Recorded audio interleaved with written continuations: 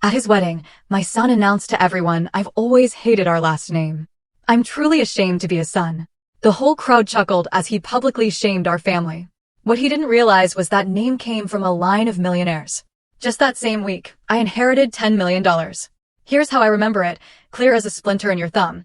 My own son, Adam, stood there, glass raised in front of 200 people, and just declared he hated my last name. The whole room erupted in laughter, and I swear, I could feel every single syllable of his shame hitting me like a physical blow. But the worst part? It wasn't the searing humiliation. It was seeing how much they all enjoyed it, every single one of them. As they applauded his cruel joke, something inside me snapped. I swore I'd never again be the man they thought they could just walk all over. My name is Robert Miller. I'm 65 years old, a carpenter since I was 18. A man who measures the world with the same tape he uses for lumber, who trusts the level of a conscience that doesn't bend, even if the wood splinters. Until that Saturday, June 22nd, 2024, I thought I understood the weight of the name I carried with pride, even if it often felt stitched to poverty. Maybe that's why, when Adam, my son, raised his glass in the Grand Hotel ballroom, and with a smirk many mistook for wit said, "I always hated having this last name," I didn't lose my composure. Not even when the collective laugh echoed off the crystal chandeliers like invisible pebbles. Instead of reacting with anger, I did what I do best. I took a deep breath, counted to 10, and filed away every single detail. I knew I needed to understand exactly how to respond later. The ceremony itself had been beautiful, bright, and solemn at St. Lawrence Church. In my pocket, I clutched the folded funeral card for Linda, my wife, Adam's mother, who passed in March 2023. It had been my talisman since her burial. I thought of her when the MC handed Adam the microphone. Linda would have smiled, those dark eyes crinkling when she laughed.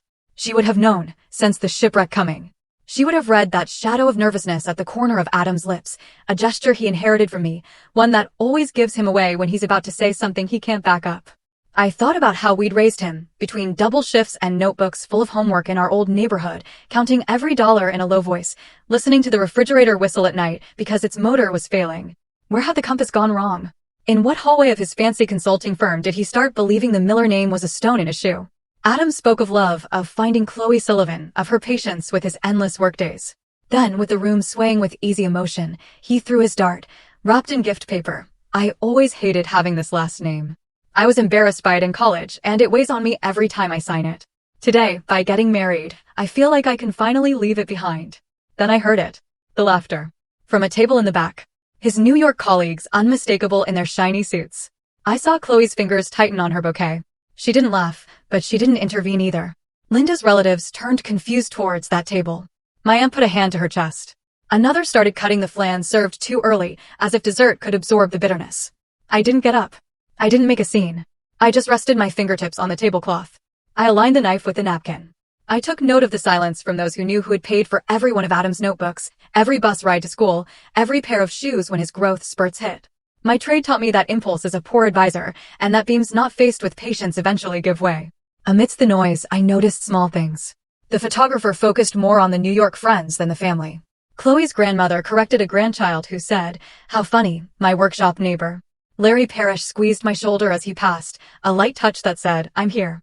And I remembered March, the papers I signed when I paid off the last debt on the workshop on Ferry Street. The notebook where I write down every order. On a page from April, there's an entry, Adam phoned. His firm asks where that last name comes from. Change the subject. I'd seen the crack, but I hadn't imagined the collapse. When the toast ended, a cousin approached with a plastic smile. "Don't take it like that, uncle. It's just young people's jokes."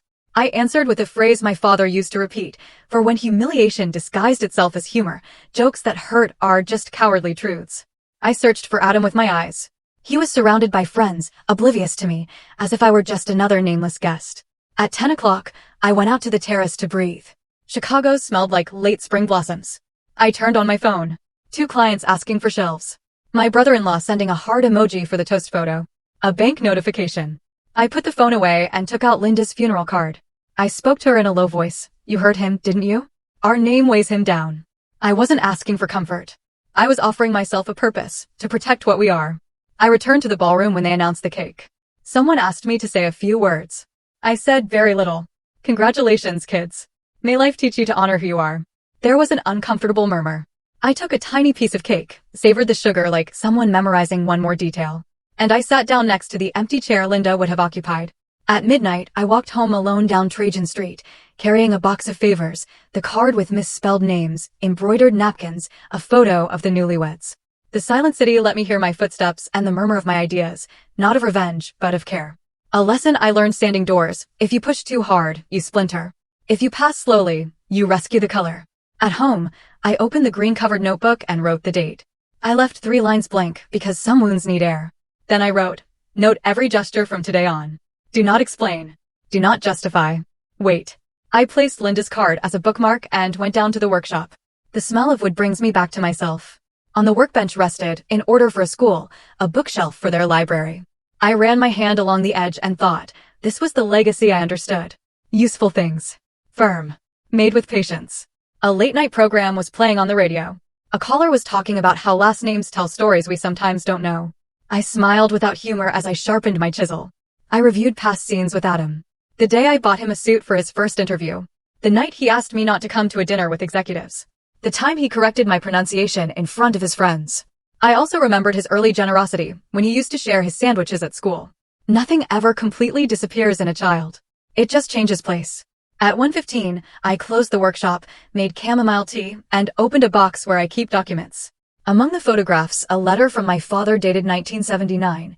"Robert, the pride that weighs you down is the kind that looks down on others. The pride that holds your back straight, that never weighs a thing. Life, like wood, gives back the treatment you give it."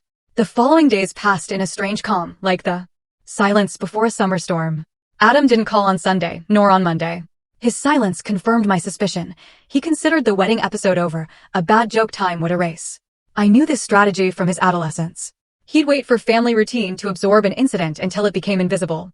For years, it worked because Linda would intercede with that maternal diplomacy that softens rough edges between fathers and sons. Now, without her mediating presence, the void was more evident. On Tuesday, varnishing a round table for an elderly couple from the old district, I heard my neighbor, Thomas Warner, a retired postal worker, behind me. "Robert, have you seen the wedding news on Instagram?" I put down the brush. Thomas held out his phone, an awkward expression on his face. It was a photo of Adam and Chloe toasting. One comment, signed by a Michael Harris, read, "Finally free of the carpenter's last name. Now you sound important." I wiped my hands on my apron, gave back the phone. "Thanks for letting me know, Thomas.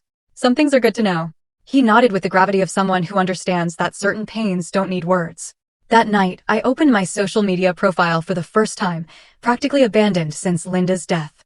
The last photo was from February, her smiling in the kitchen, making lentils in her blue Sunday apron. Condolence comments were still there, some recent. I navigated to Adam's profile with the cold curiosity of someone examining a technical document. His bio had changed. Where it used to say Adam Miller, financial consultant, it now read Adam M. Scott, senior analyst. The transformation was subtle, but deliberate. He'd relegated my last name to an initial and promoted his mother's to the main one. I checked his Santorini honeymoon posts. In all of them, he was tagged as Adam Scott. No trace of the name he found so bothersome. I didn't feel anger. I felt something more complex. The sadness of a craftsman who watches someone despise a piece he invested decades of work into. Because raising a child is just that, a work of precision, where every gesture chisels the final result. I remembered winter afternoons when Adam, 8 or 9, would sit next to my workbench and ask why wood had different grains. "Every tree grows according to the storms it faces," I explained. "The marks aren't defects. They're the story of how it survived." Now, 25 years later, he was ashamed of the grains that had shaped his character. On Wednesday, I received an unexpected call. It was Chloe. Her voice tense. "Robert, I need to talk to you. It's important." We met that afternoon at a quiet downtown cafe. She looked worried, dressed simpler than at the wedding. She apologized for not being in touch, explaining Adam preferred to avoid Chicago contact while they adjusted to New York. What she told me confirmed my worst suspicions about his character. Adam had intensified his obsession with erasing traces of his family origin, even inventing false stories. He tells them his father was a retired industrial engineer, that he grew up in a residential Chicago neighborhood, Chloe revealed, clearly uncomfortable. I've asked him to stop those lies, but he says they are narrative adjustments necessary for professional networking. The coldness of that expression chilled my blood. My son had turned the denial of my existence into a personal marketing strategy. "But there's something more serious," Chloe continued. "Last week, we went to dinner with executives. One mentioned he'd lived in Chicago and knew the city well. He started asking Adam details about neighborhoods, schools, specific places. Adam got very nervous, made up answers that didn't fit. The executive noticed, but said nothing. This situation had created tension in their marriage. Chloe feared the lies would harm Adam's career. For over an hour, she confessed feeling trapped between loyalty to her husband and the discomfort his social climbing caused. I didn't marry him for his family origin, she said, but for who he was when I met him in Chicago. Now he seems like another person, obsessed with impressing people who may not be worth the effort. She told me Adam felt trapped between two worlds, his modest childhood and his aspirations. He felt inferior. The word echoed in the workshop like a misplaced hammer blow. My son felt inferior for being my son. I explained to Chloe that I held no resentment, but I couldn't pretend his words hadn't cut deep. A last name isn't just a label. It's a responsibility. It represents those who came before and commits those who will come after. If he considers it a burden, maybe it's time he learns to live without it. Chloe looked at me worried. What do you mean? I didn't answer directly. Instead, I told her about a client who commissioned me to restore an 18th century table. It was rotten, paint-stripped, seemingly useless. I worked 3 months, restoring its dignity. When I delivered it, it shone like new. 2 weeks later, the client sold it because it didn't match his new decor. Chloe understood the metaphor. And what did you do? She asked. I learned to be more selective about who I give my work to. After she left, I opened the green-covered notebook. Her visit confirmed my suspicions. Adam hadn't acted on impulse. He had been planning this symbolic separation for some time. I understood his dilemma, but I didn't justify it. There are dignified ways to climb the social ladder without blowing up the foundations that supported you. That night, before bed, I took an envelope from a drawer. It had arrived 2 days earlier from Boston, from a law firm. I hadn't opened it yet because something inside me told me its contents would change the course of this family story. On Thursday, I decided to open the Boston envelope. Inside, a formal letter from the law firm Jimenez and Associates. The contents left me motionless for several minutes. According to the document, I was the sole legitimate heir of Mr. Arthur Miller, who died on May 3, 2024, in Boston without direct descendants. The estate included properties, investments, and business shares valued at approximately $10 million. The inheritance was conditioned only on proving my identity and relationship to the deceased. Documentation the firm would manage if I expressed interest. I reread the letter 3 times. Arthur Miller was my paternal grandfather's older brother, who immigrated to Massachusetts in the 1950s to work construction. He founded a real estate company that prospered during the Cape Cod tourism boom. He died single, no known children. The lawyers had taken months to locate heirs with the Miller last name. I was the only candidate who met the legal requirements. The irony was so perfect, it was almost cruel. At the very moment my son was publicly disowning our last name, fate revealed that this name carried a family fortune he never knew. I put the letter in the desk drawer with other important documents and went back to work. I had to finish Larry's cabinets before the weekend. Concentrating on concrete tasks helped me process complex information. While planning the doors, I reflected. It wasn't just the money that struck me, but the confirmation that my last name had deeper roots than I had imagined. Arthur had built an empire, created jobs, contributed to the region. His legacy proved the Millers could be as successful as any other family. That night, I called the Boston firm and scheduled a phone appointment with Thomas Jimenez for the following Friday. I wanted to understand all the legal details before making any decisions. I wasn't going to rush, just as I hadn't rushed to respond to the wedding humiliation. Big decisions required time to settle. What was clear, however, was that this revelation completely changed the perspective of my relationship with Adam. He had rejected a last name, believing it held him back. Reality would show him he had despised an inheritance that would have transformed his life.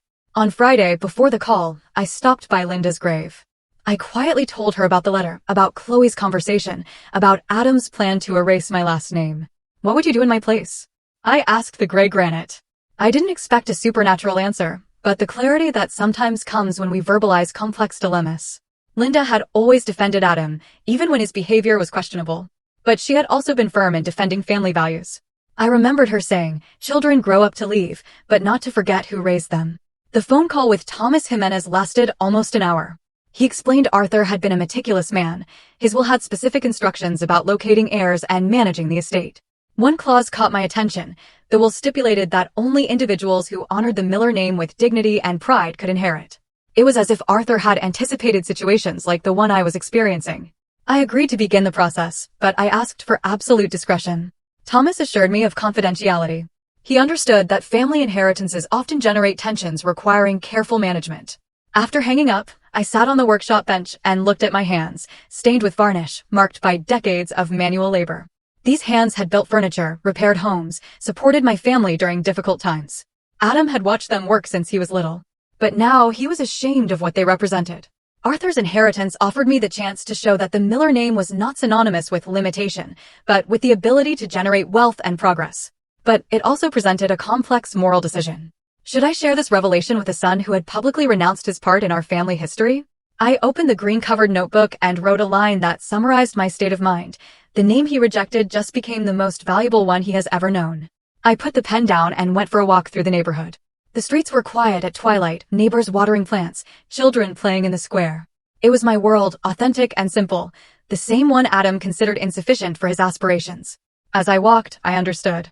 The inheritance wasn't just money. It was an opportunity to teach the most important lesson of my fatherhood, that the value of a last name isn't measured by the bank account that comes with it, but by the integrity of those who carry it. The weekend passed in a strange calm.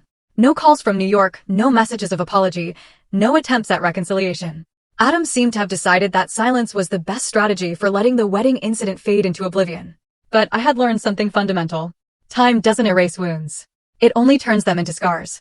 And if Adam wasn't prepared to learn that lesson, he would have to live without ever knowing what he had lost by despising the name that had just become the key to a fortune that would have satisfied all his material ambitions.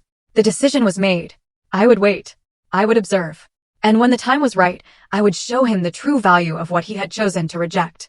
My curiosity about Arthur turned into a methodical investigation. Thomas Jimenez had given me contacts of people who worked with him for decades, and each conversation revealed new facets of a man who transformed ambition into a solid legacy. James Cole, a retired architect, was the first.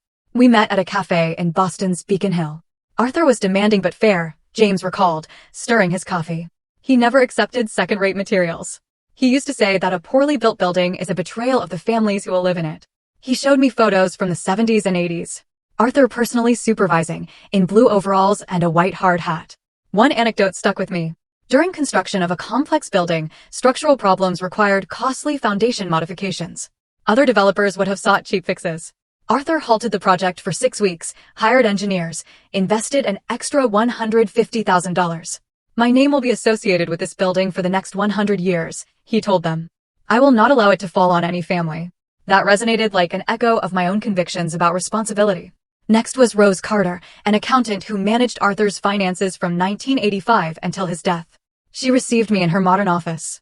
Arthur never spent money on personal luxuries, she explained, consulting old records. He lived in a modest apartment, drove functional cars, ate at simple restaurants. He reinvested his entire fortune. She showed me bank statements. During years of millionaire income, his personal expenses rarely exceeded $2,000 a month. Rose told me Arthur had established a special fund for locating distant relatives. Every year, he set aside $5,000 for genealogical research. He hired private detectives, consulted archives, paid for ads in Midwestern newspapers. The search had been fruitless for decades, mainly because my grandfather had moved several times after Arthur immigrated. He became obsessed with finding worthy heirs, she said. He said that money without family was like a river without a riverbed. The third meeting was with Stephen Moore, a construction foreman who worked directly under Arthur for 20 years. He met me at a traditional tavern in the North End, a working-class atmosphere that contrasted with the elegant offices. Mr. Arthur never lost his working man's ways, Stephen assured me. He was the first to arrive at sites and the last to leave. On Sundays, he checked that everything was secure. But what impressed me most was his memory for his workers' family details. He knew our wives' names, asked about our children, remembered birthdays. When my youngest son had trouble in high school, he helped me find a better school and advanced the tuition money without collateral. He recounted other similar gestures, interest-free loans for weddings, medical help, bonuses for grandchildren. The image that emerged was of a man who maintained his values despite economic success. Arthur had been the antithesis of Adam, proud of his origins, faithful to his principles, committed to his community. The contrast pained me, but it also guided me on what kind of legacy I wanted to preserve. During the train ride back to Chicago, I reflected on the responsibility that had fallen on my shoulders. I was not simply the administrator of a fortune, but the custodian of a family legacy that had taken generations to build. Arthur had worked for 4 decades, hoping to pass it on to descendants who would honor his effort. I got the last testimony by chance at Boston South Station.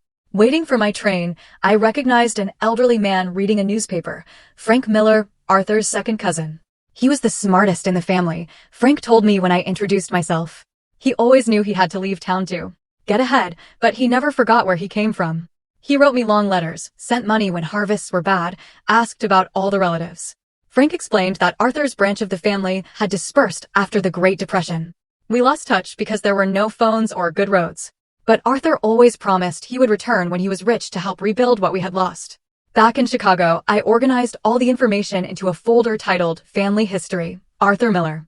Photographs, transcribed testimonies, business documents, approximate genealogies. A valuable archive demonstrating the upward trajectory of the Millers from Midwestern farmers to prosperous businessmen, always maintaining values of work, honesty, and integrity. This documentation became the basis for my next strategic decision. I didn't plan to immediately reveal the inheritance to Adam, but I wanted to show him that his prejudices about our family origin lacked historical foundation.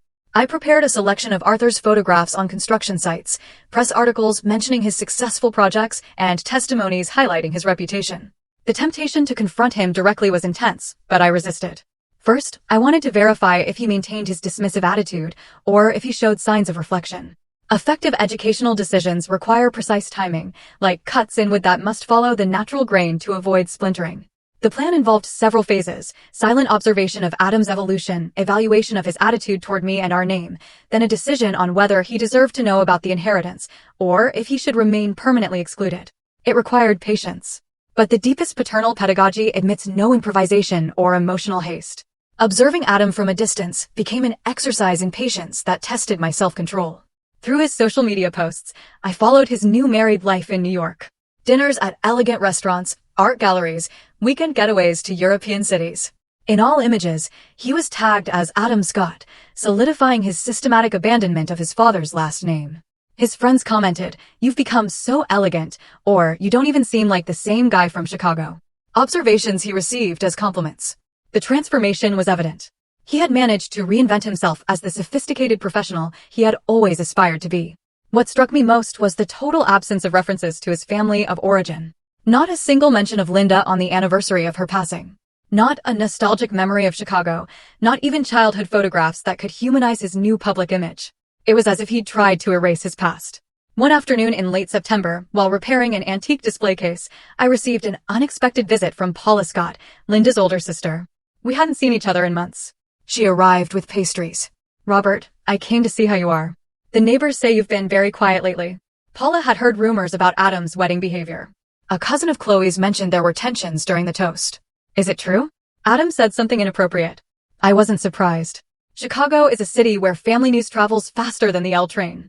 I explained what happened without dramatizing, with the same neutrality I'd used to describe a technical problem in furniture.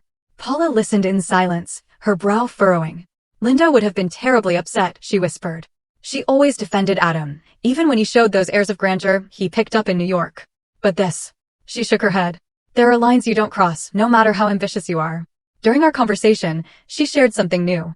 Paula kept in sporadic contact with an old coworker of Linda's, Kathleen, who now lived in New York near Adam and Chloe. "Kathleen has seen them a couple of times at the supermarket," Paula said. "She says Adam seems like a different person. Expensive clothes, studied manners, a more neutral accent." Then she looked at me directly. "And what do you plan to do? You can't just sit back after such a lack of respect." It was the question I asked myself every night. I answered honestly. "I'm waiting for the right moment to teach him a lesson he won't forget. But it has to be something definitive, not a temporary scolding he can ignore." During October, income from Arthur's inheritance began to accumulate in my bank accounts regularly. Each month, transfers from Massachusetts property rents, dividends from investments, profits from business shares. These amounts exceeded my annual income as a carpenter, but they arrived with the naturalness of someone receiving the fruits of well-managed investments. This new economic reality posed practical dilemmas about how to manage the wealth without altering my essential lifestyle. I decided to maintain my usual routine: the workshop, carpentry orders, my modest apartment in the old neighborhood. The fortune was a pedagogical instrument, not a reason to change my personal identity. However, I began to discreetly explore options to use part of the resources for projects that would honor Linda's memory and Arthur's legacy. I contacted local charities specializing in helping families with financial difficulties, particularly those headed by carpenters, masons, or other manual laborers. In early November, I received another unexpected call that temporarily altered my plans for silent observation. It was Chloe, her voice tense and urgent. "Robert, I need to talk to you. It's important." We met that same afternoon at a quiet cafe. She looked worried, dressed simpler than during her visit months ago.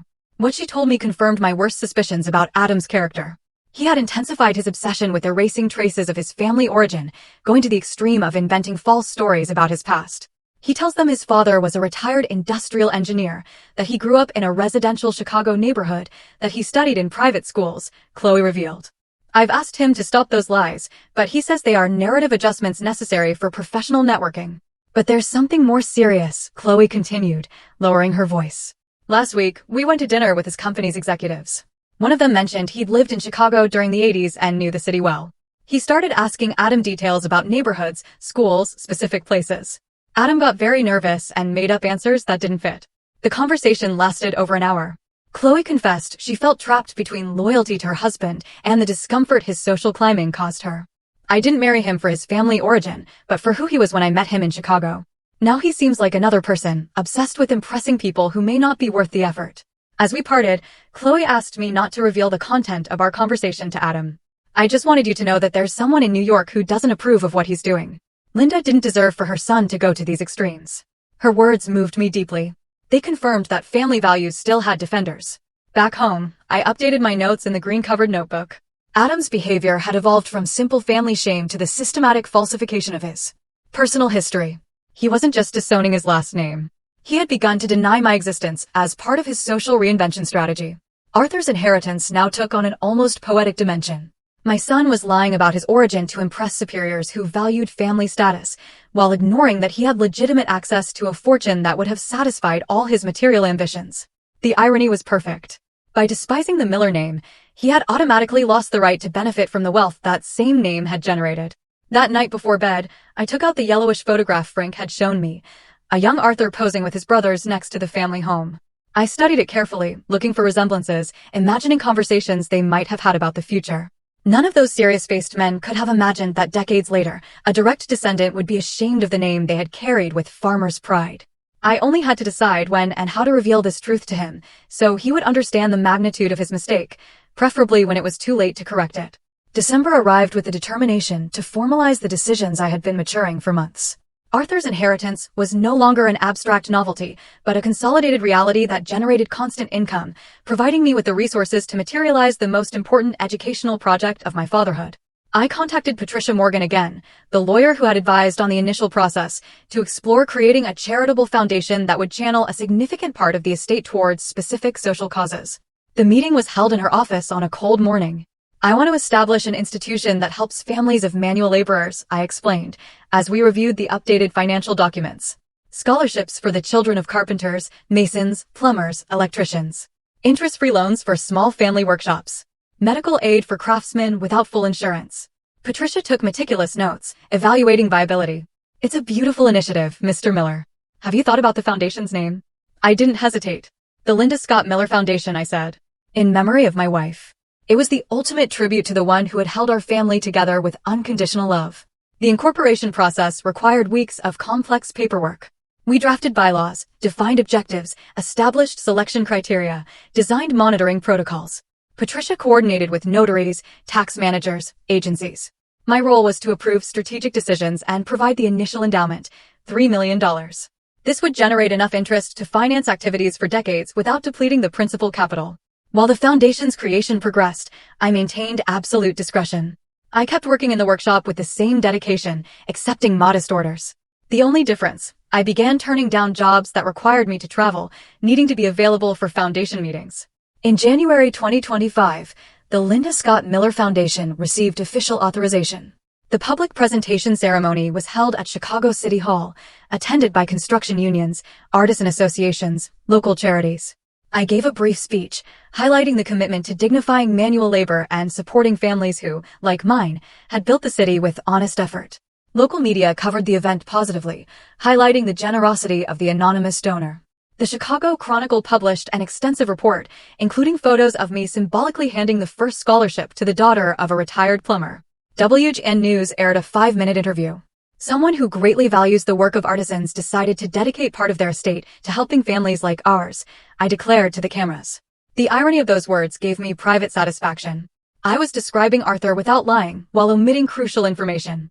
The first beneficiaries were selected, 5 university scholarships for children of manual laborers with outstanding academic records, 3 interest-free loans for workshops needing to upgrade machinery, 2 medical grants for craftsmen with costly illnesses.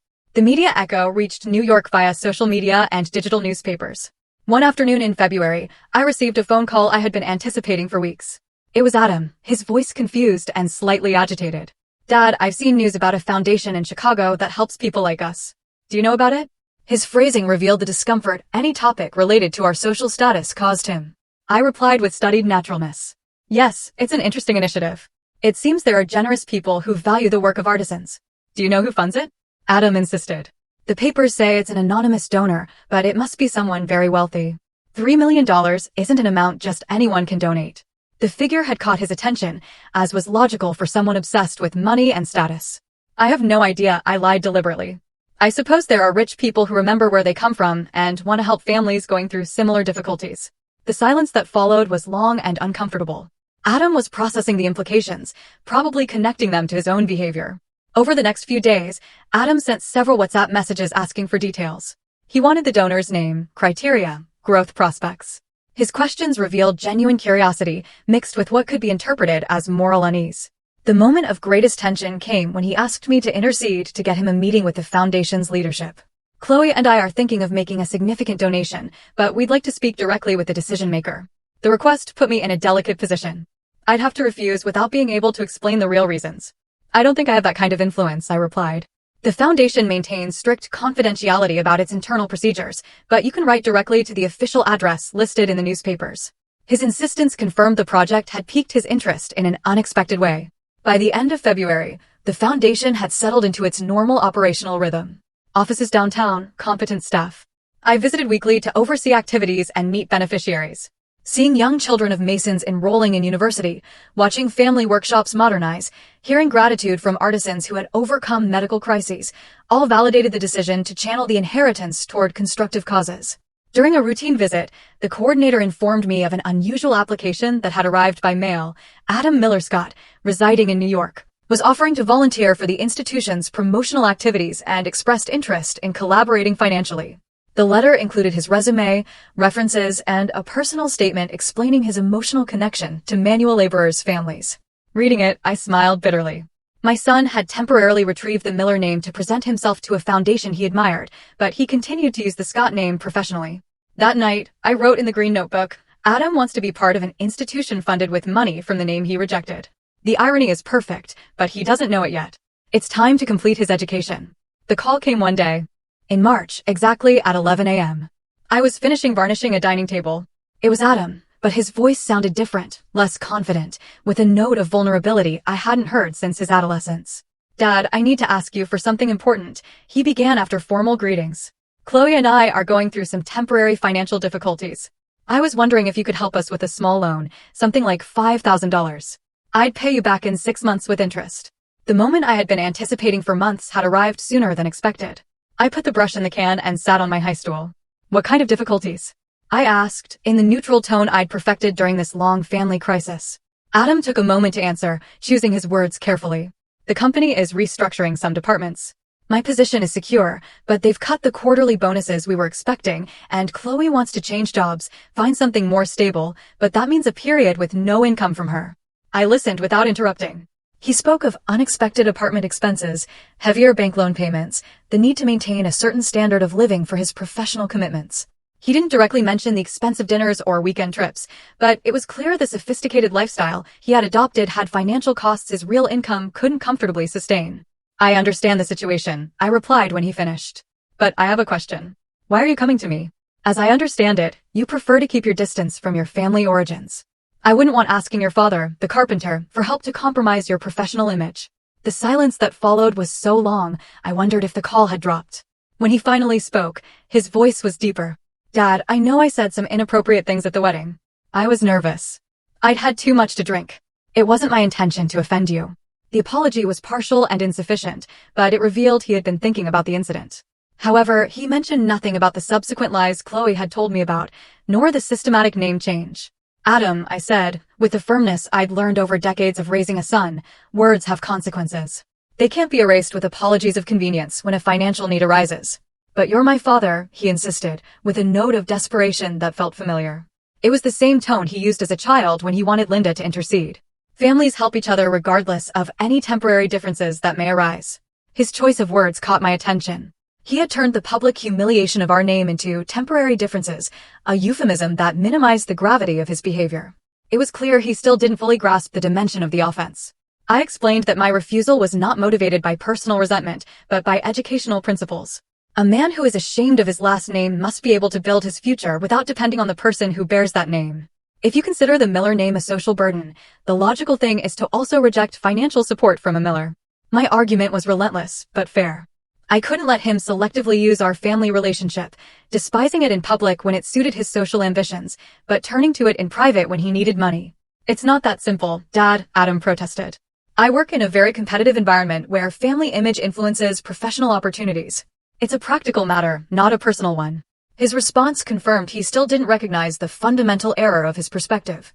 That's precisely why my answer is no, I told him. If your professional success requires denying my existence, you can't expect my help when that success falters. The conversation continued for another 15 minutes, Adam alternating between pleas, promises of a changed attitude, and attempts to negotiate loan terms. He proposed higher interest, shorter repayment terms, additional guarantees. But I held my position with the firmness I had developed over months of preparing for this moment. Finally, when he realized my refusal was definitive, his tone shifted to something closer to indignation. I don't understand your attitude, Dad. After everything I did for you when Mom was sick, when I had to come from New York to help with the doctors and the hospital paperwork. The reference to Linda hurt, but it also strengthened my resolve. Adam had fulfilled basic son's duties during his mother's illness, but that didn't grant him a perpetual license to humiliate her memory by despising the name she had proudly carried for 30 years of marriage. Your mother would have helped you without hesitation, I acknowledged. But your mother, Linda Scott, became Linda Scott Miller when she married me, and she was proud of that name until the day she died. Adam tried one last resort. If you won't do it for me, do it for Chloe. She's not to blame for any of this. And she's going through a tough time with the job change. It was a smart move. He knew my soft spot for his wife. It's precisely because I value Chloe, I replied, that I think it's important for her to learn what kind of man she chose as a husband. Lessons in character cannot be postponed indefinitely. He hung up after a tense and formal goodbye. I stood motionless in the workshop for several minutes. The conversation had been emotionally exhausting, but also liberating. I had maintained the necessary firmness without resorting to disproportionate reproaches or hurtful personal attacks. That afternoon, I worked with renewed intensity, channeling the emotional tension into tasks requiring technical concentration. Manual labor had always served as therapy for me to process complex emotional situations. Every movement of the sandpaper, every pass of the plane, every turn of the screwdriver gradually calmed me until I regained my inner balance. During my usual solitary dinner, I reflected on the next stages of this family crisis, which had evolved exactly as I had anticipated. Adam had exhausted the first option of superficial reconciliation, based on partial apologies and immediate financial needs. His next move would likely be more desperate. Arthur's inheritance continued to generate regular income, accumulating in bank accounts, while I maintained my usual modest life. Each monthly transfer reminded me of the central irony. My son was asking to borrow $5,000 from someone who possessed over $10 million, precisely because he had despised the name that would have given him access to that fortune. His sentimental education was about to be completed with revelations that would forever transform his understanding of the real value of family names. The change began a week after the failed phone call. For the first time in months, Adam started posting different content on his social media. A photograph of the old neighborhood appeared, taken from somewhere high up, captioned, "Chicago will always be my true home. Even if life has taken me far away." It was a calculated message, demonstrating reconnection with his origins, but maintaining enough ambiguity not to compromise his professional image in New York. A few days later, he posted an old picture of Linda in her kitchen with the caption, "Missing my mom's lentils. Some flavors just can't be replaced." Adam's strategy also included indirect attempts at rapprochement through third parties. Larry mentioned he had received a call from New York asking about my health and financial situation. "Your son seemed worried," Larry said. "He noticed you've been quieter than usual lately." Paula Scott also informed me of a similar contact. Adam had called asking if I needed help with medical appointments or paperwork related to my widower status. He was clearly exploring alternative ways to gauge my willingness for an eventual reconciliation, but without committing to direct approaches. The most sophisticated move came through Chloe, who sent me a WhatsApp message requesting a private phone conversation. "Robert, I'd like to talk to you about Adam, but without him knowing. I think there are important things you should know." I agreed immediately, as I had always valued her honesty. "He's very upset by your refusal," Chloe began without beating around the bush. Not just because of the money, but because of what it represents. I think for the first time, he's starting to truly understand the consequences of what he said at the wedding. She told me Adam had spent sleepless nights looking through old family photographs on his phone. Chloe also revealed that the financial situation was more complex than Adam had admitted during our conversation. We've accumulated excessive expenses trying to maintain a standard of living we really can't afford. Expensive dinners to impress clients, designer clothes for professional events, weekend trips to keep up the image of success. But there's something more important, Chloe continued. He started talking about the possibility of moving back to Chicago. He says New York is proving more stressful than he expected, that he misses the calmness of the Midwest. That maybe he made a mistake by moving so far from family. Honestly, she added, it would make me happy. I've never felt completely comfortable in New York. People are more superficial. Social relationships are more calculated. Everything revolves around work and money. In Chicago, we had genuine friends, a more relaxed social life, a better balance. During the conversation, a particularly relevant detail emerged. Chloe told me Adam had begun to discreetly research the Linda Scott Miller Foundation, trying to identify the anonymous donor.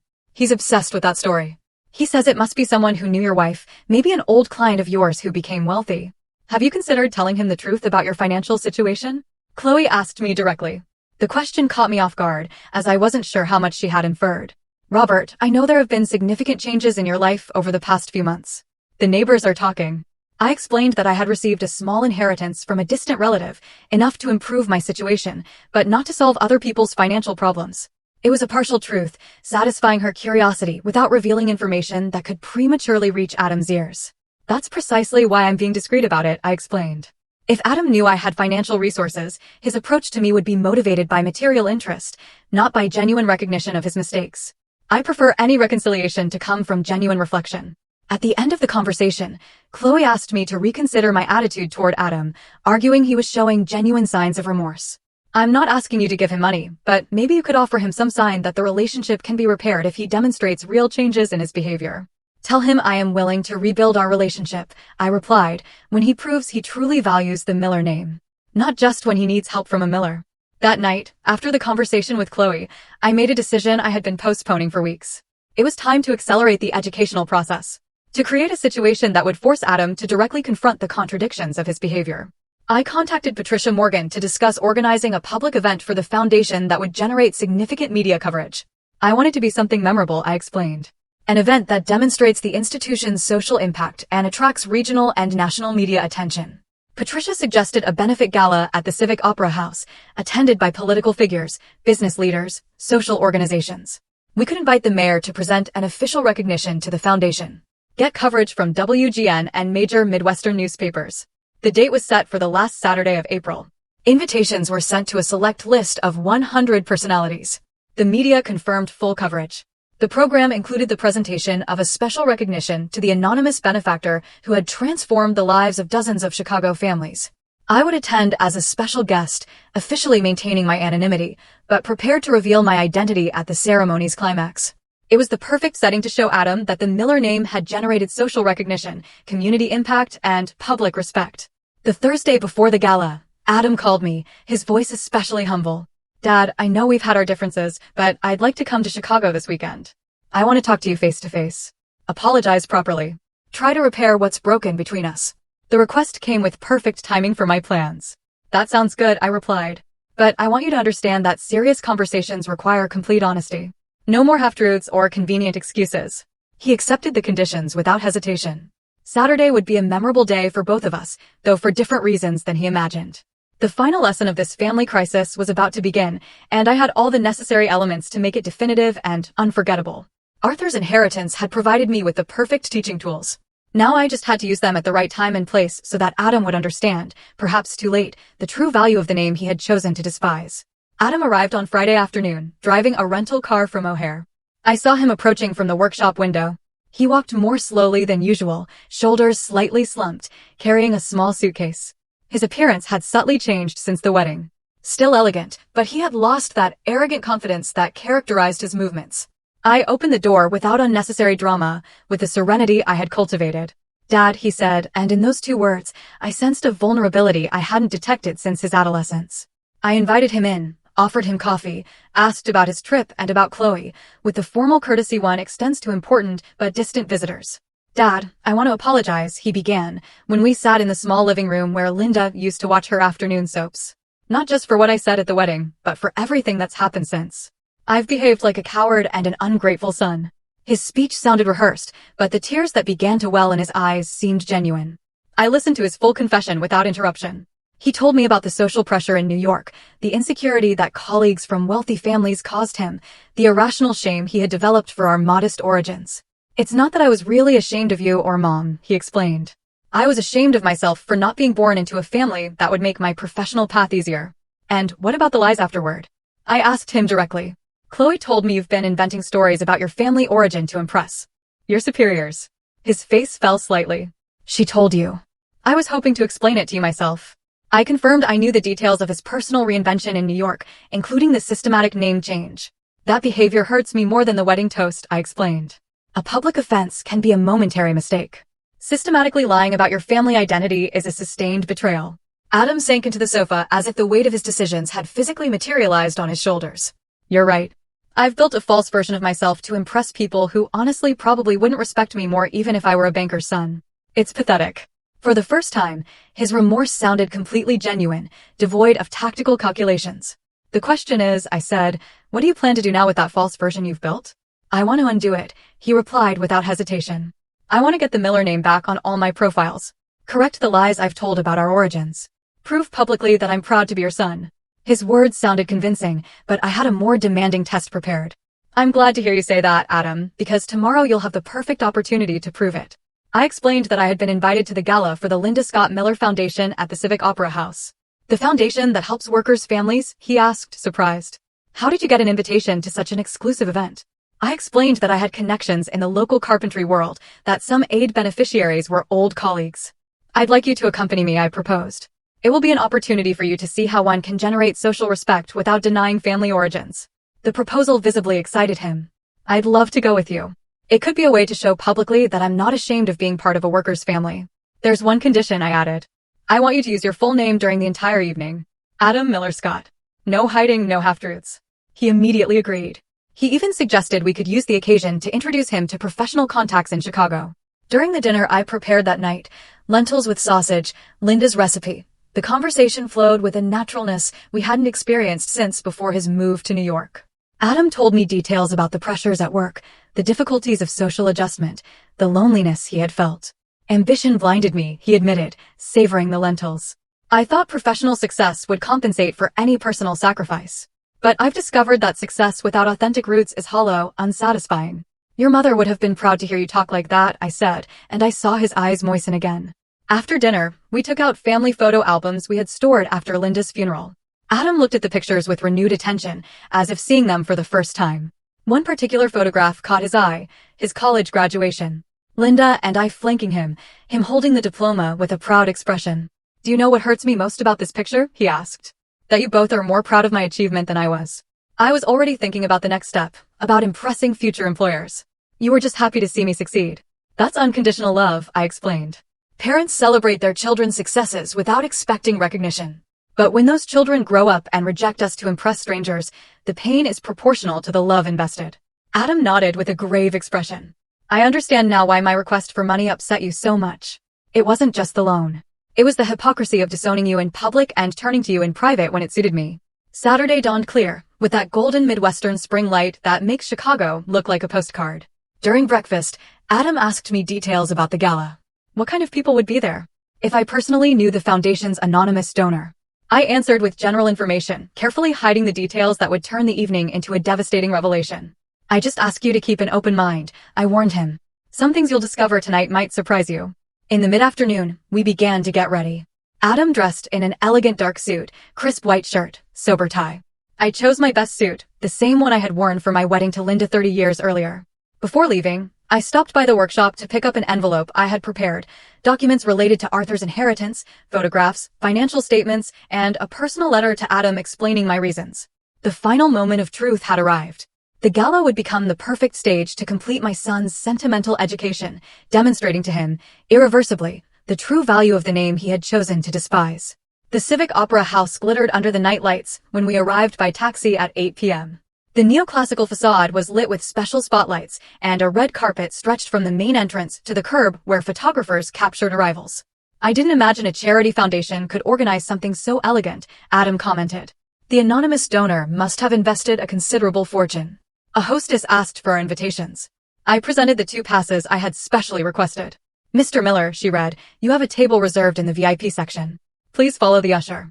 Adam looked at me with renewed surprise. "VIP table? Dad, I didn't know you had such influential contacts in these circles." I vaguely explained that the organizers valued my contribution as a representative of the artisan community. The interior of the theater had been transformed. The main floor seating reconfigured with elegant round tables. Our table was in the front row. Our tablemates, the director of a major construction firm, the president of the Downtown Business Association, a journalist, and a philanthropic couple. Adam introduced himself to everyone as Adam Miller Scott, financial consultant, using his full name. His behavior was impeccable, polite, genuinely interested in the conversations.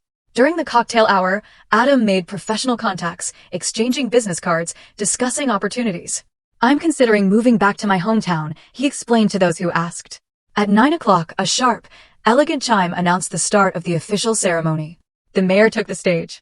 Patricia Morgan followed him, presenting a detailed report on the foundation's activities. The figures were impressive. "All of this has been possible thanks to the vision and generosity of one person who prefers to remain anonymous," Patricia explained. "But tonight, he has exceptionally agreed to reveal his identity to pay public tribute to the memory of Linda Scott Miller." The climactic moment had arrived. Patricia invited me to the stage with a discreet gesture. I stood up slowly, feeling Adam's confused gaze and the growing attention of the guests. "Ladies and gentlemen," Patricia announced into the microphone, "I have the honor of introducing the benefactor of the Linda Scott Miller Foundation, Mr. Robert Miller." The silence was absolute. From the stage, I could see Adam's face. It had gone completely pale as he understood the implications. I took the microphone. My hands trembled slightly, but my voice came out firm and clear. "Good evening. A year ago, I lost the most important woman in my life, Linda Scott Miller, whose name this foundation bears. A few months later, I received an unexpected inheritance from my great-uncle, Arthur Miller, a Massachusetts businessman, who built a considerable fortune over 4 decades of honest work." I paused deliberately, allowing Adam to process the information. That inheritance amounted to $10.4 million. The murmur of surprise was audible even from the stage. I continued. "I decided to allocate a significant portion of those resources to helping families like mine, manual laborers who build this city with daily effort." My gaze went directly to Adam, who remained motionless in his chair. His expression, astonishment, painful understanding, and something that looked like deep shame. "The Miller name," I continued, "has been a source of pride for my family for generations. My great-uncle Arthur immigrated when he was very young, worked as a mason, saved every dime, invested wisely, and built a respectable real estate empire. He was never ashamed of his humble origins. He transformed them into business strength. The final revelation came with surgical precision. Unfortunately, not all members of my family have properly valued what it means to carry this name. 10 months ago, during a family celebration, I heard my only son publicly declare that he had always hated being named Miller, that he was ashamed of our origin. The silence in the theater was deafening. That night, I decided that whoever rejects a last name does not deserve to benefit from the fortune that name has generated. Adam had buried his head in his hands, his shoulders shaking almost imperceptibly. "That is why I created this foundation," I continued, "to demonstrate that the Miller name can generate social recognition, community impact, and public respect. To teach that the value of a name is not measured by the money that accompanies it, but by the integrity of those who carry it." I concluded with words aimed directly at my son. "A last name is a responsibility, not a burden. It represents those who came before and commits those who will come after. If someone considers it dead weight, they must be prepared to live without the benefits that weight has generated over decades of family work." The applause was long and emotional, but I only watched Adam, who finally lifted his gaze to the stage, tears streaming down his cheeks. I walked off the stage amidst congratulations, but my attention was fully focused on returning to the table. Adam had stood up and was waiting by his chair, with an expression that mixed emotional devastation, delayed comprehension, and something that could be interpreted as painful admiration. When I reached his side, he said nothing. He just hugged me with desperate force and whispered in my ear, "Dad, forgive me. I've been a complete idiot." The gala continued, but we remained in silence, processing the implications of the revelation that had just forever transformed our family relationship. Adam had discovered that the name he despised had funded the institution he admired, and that his carpenter father was a millionaire by inheritance. The lesson was complete, but its consequences were just beginning to unfold. A year and a half after that gala, I'm writing these lines from the terrace of my new apartment in downtown Chicago. The view spans the city rooftops, fading into the golden horizon of the Midwestern sunset. The Linda Scott Miller Foundation has grown into a nationally recognized institution, with branches in 3 states and more than 400 families benefited. Adam returned to Chicago permanently 6 months after the revelation. The process wasn't immediate. It required complicated negotiations, bureaucratic hurdles to transfer his job, and above all, a profound exercise in humility to rebuild relationships he had damaged. The New York firm agreed to transfer him to their Chicago office with a 30% pay cut, a condition he accepted without protest. "I'd rather earn less money being authentic than maintain a high salary playing a fake character," he told me during one of our reconciliation talks. Our authentic family reunion began gradually, building trust on more solid foundations. Adam insisted on working weekends in the workshop, learning carpentry techniques he had disdained during his adolescence. "I want to truly understand what manual labor means," he'd explain, patiently sanding an uneven surface. "For years, I thought it was inferior to my office job. Now I see it requires skill, patience, and precision that I don't possess." Watching him concentrate on the wood, repeating gestures I had mastered over decades, filled me with renewed paternal satisfaction. Chloe adapted with genuine enthusiasm.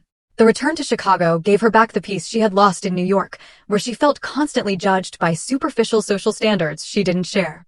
"I can finally be myself without fearing it will harm Adam's career," she confessed.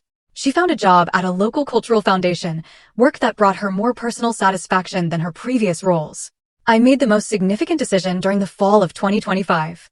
After months of observing Adam's authentic transformation, I decided to gradually incorporate him into the management of the family inheritance, not as an undeserved gift, but as recognition of his personal growth and demonstrated commitment to the values that had built Arthur's fortune.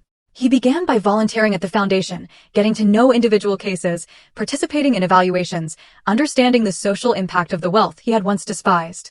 His financial expertise proved valuable in optimizing the investments that sustained the charitable activities. "Dad, I need to ask you something important," he said one afternoon as we reviewed the foundation's annual accounts. "Will you ever be able to completely forgive me for what I did, or will there always be a scar between us?" His question moved me with its vulnerable honesty. "Adam," I replied, "forgiveness doesn't erase wounds, but it allows them to heal correctly. What matters isn't forgetting the past, but building a future where those mistakes have served a positive purpose." In the spring, when the foundation celebrated its 2nd anniversary, Adam gave a public speech that filled me with paternal pride. 2 years ago, he declared to the media, "I believed success meant escaping my origins, denying the family history that had shaped me. I learned, in the hardest way possible, that true success means honoring where you come from while building toward where you are going."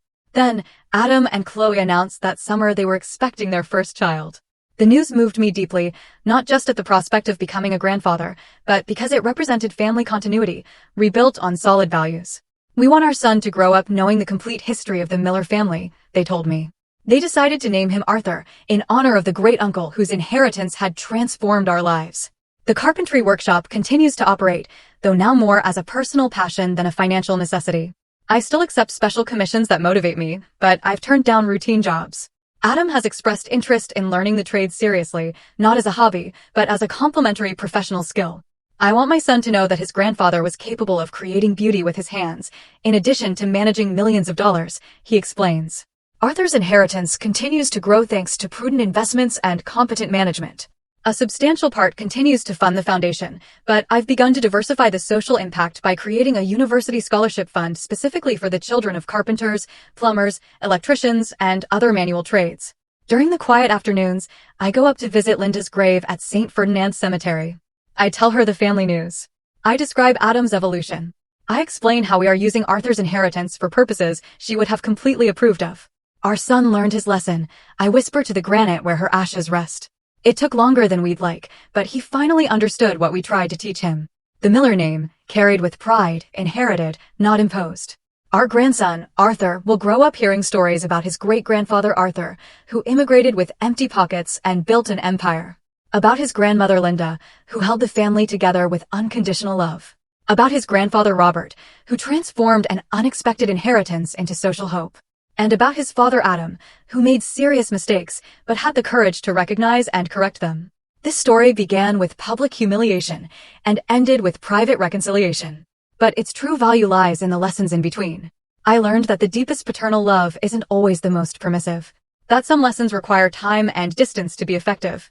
That patient education can generate more lasting transformations than immediate confrontations.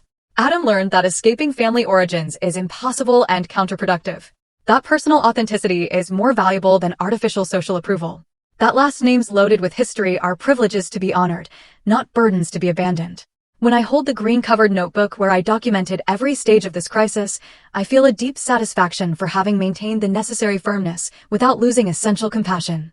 The pages tell the story of a father who chose to teach instead of punish, who used unexpected resources to create memorable lessons, who turned a material inheritance into a sentimental education.